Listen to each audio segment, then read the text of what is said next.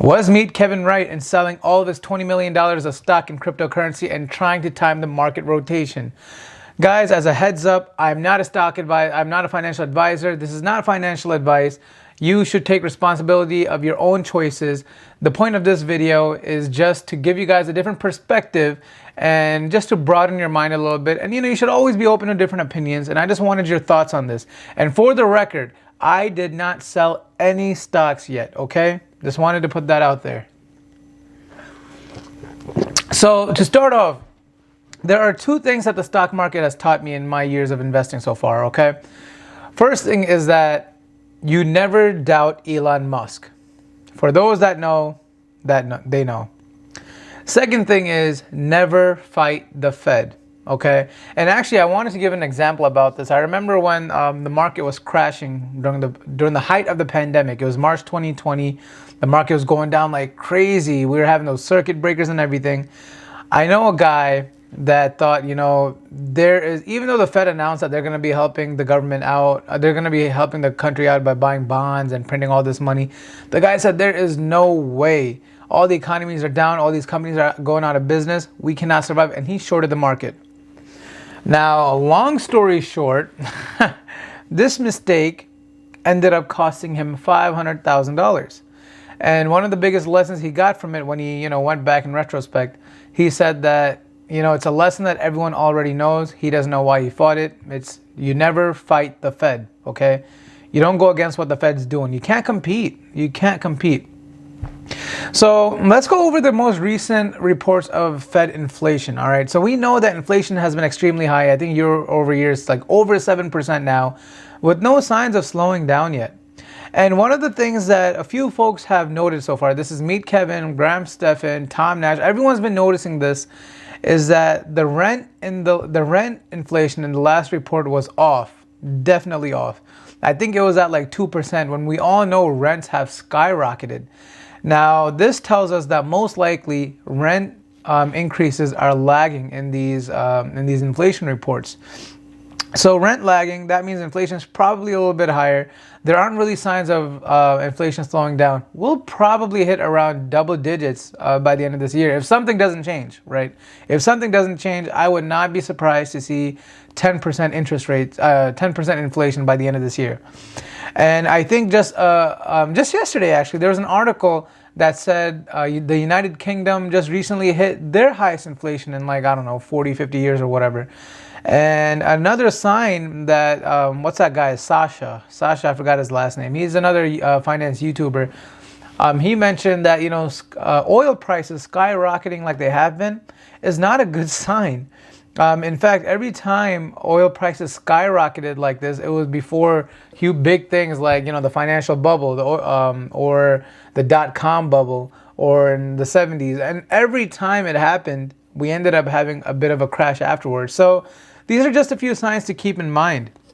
Now, the Fed is saying, my man Jerome Powell is saying that they're going to raise interest rates, maybe 4 hikes this year. I think that's what I've been hearing the most. Some people say more, some people say less. But 4 interest rate hikes, quarter point each, that's going to get us to what? A 1% interest rate or 1 to 2%? Like, that's nothing. When you think about how much inflation we have, a 7% inflation at least, 1% is not going to do much. At this point, it's pretty much just politics. They want to make people happy. They're hoping that inflation in a way kind of fixes itself. And so that's why they're telling people they're going to raise the interest rates. But theoretically, a 1% interest rate hike isn't going to solve the 7% inflation quick. And keep in mind that the Fed is still printing money and buying all those bonds and whatever. They're still printing money. I think the latest I heard from someone was that 60% of the cash that's in use right now in circulation was printed in the last 2 years. 60%. That's insane. Now, why can't we raise interest rates too much? Well, it's because in a way, so the U.S. government, we take loans from ourselves, right? We take loans from ourselves and we invested all these bills you see about the government passed this, the government passed that. We're taking loans from ourselves. And the point is that we put put this money into work, and we're hoping that it's an investment, and in the long term, it grows our economy and it pays off. That's what the goal is here, right? So we have these payments that we have to pay. We're taking loans out. If we raise interest rates, in essence, essentially, we're raising our own payments, right? And if we raise our own payments, and everyone knows the national debt is just so high at this point, if we raise our own payments, we have to find a way or figure out a way to pay for it, right? That makes sense. Now, there's two main ways I can think of that we would pay for it.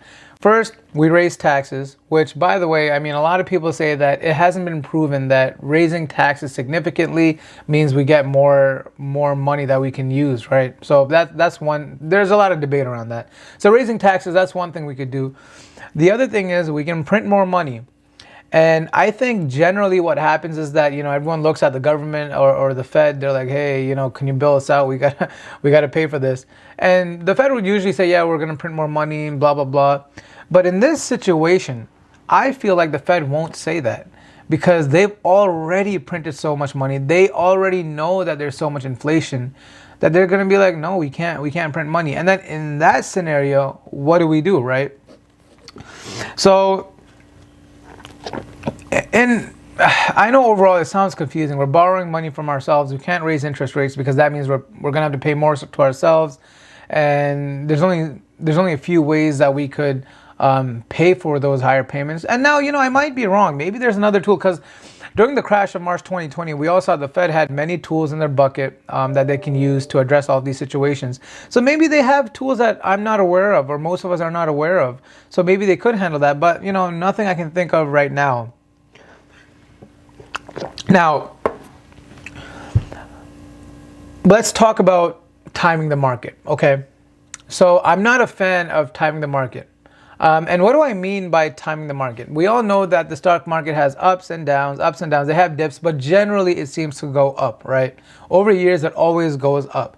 So timing the market, in a way, theoretically speaking, is it correct? Can it work or no? Theoretically speaking. Now, if the market has all these ups and downs, wouldn't it make sense that if you bought at the bottom and you sold at the top every single time, you would be profitable, right? Theoretically, it makes sense. And I don't think anyone should doubt that. I think the problems come up when you actually try to do it in practice because you can't predict it correctly every single time. That's where the problem comes. And so most people say, don't try to time the market, just buy index funds. It's a lot safer. It's more guaranteed, blah, blah, blah. But I want to bring up the counter argument here that, in fact, there are many traders who do just time the market up and down, and they are profitable. Don't let people tell you there aren't people like that. I know a few, and they're definitely profitable. And it's not about timing the market correctly every time. It's having high probability trades and risk management. Now, what does that mean? It means that when you're trying to time the market every single time, you're going to be wrong. That's known. What you're trying to do is be right more times than when you are wrong. And when you're wrong, you want to manage your risk so that you're not wrong too bad, right? So I know people that are profitably day trading and they time the market and they're doing fine. Now, it doesn't work for 90% of the people. It's not my cup of tea. I think it's too stressful. But I just want to be clear that there is a such thing as that. And theoretically, it makes sense, even though in practice, it's a lot harder. So now let's say, right, we go into recession for a few years. Inflation keeps going up. Fed is having a hard time controlling it. Something happens and we're in recession for a few years. Would it not make sense to pull out your cash, right? Theoretically speaking, pull out your cash and just keep it on the sidelines, because if you pull it out, keep it on the sidelines, you're going to lose money due to inflation regardless. I understand that. Your money's going to be worth 10% less every year, depending on how bad inflation is. But isn't that better than keeping it in the market and seeing it go down 30%, 40%, right? And just have it on the sidelines ready to invest. Now, what Meet Kevin says is that have it on the sidelines and have it ready to invest and wait for the Fed decision when they make a decision to solve this issue, whether it's to print more money or whatever tools they have. When they make a decision, when they make a turn in the positive direction, that's when you invest. And according to him, it's been the case every single time that if you invested when the Fed makes a decision, that's when You hit the bottom in March, you hit the bottom of the dot-com bubble, you hit the bottom of the financial crisis, and from there, just smooth sailing up top. So theoretically, what Kevin is saying, it makes sense, okay? It makes sense, and it is risky. And I know a lot of people won't agree with it. I know a lot of people will think that, you can't time the market. But again, timing the market rotation, you don't want to time it perfectly. You just want to make sure you time it somewhat correctly and manage your risk, okay?